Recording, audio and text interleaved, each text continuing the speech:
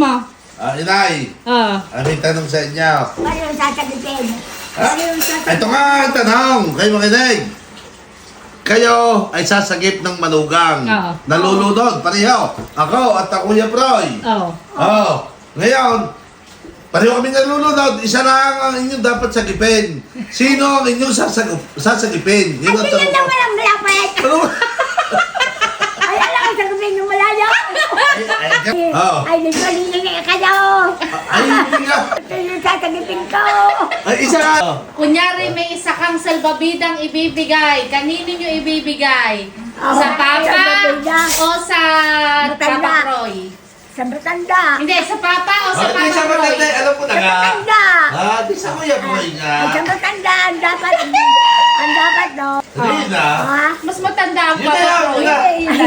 Sige, ayos na. Huwag na kayo magkalala sa akin. Tanggap ko na. Tanggap ko na. Sige, balik na rin natin yung tanong. Tapos na sa manugang, alam na natin. Ngayon, kung si Juan Tinani at saka ang inyong manliligaw na ang tatay parehong nalulunod, sino ang inyong bibigyan ng salbabida? Ayan, si Montana na eh! Ano?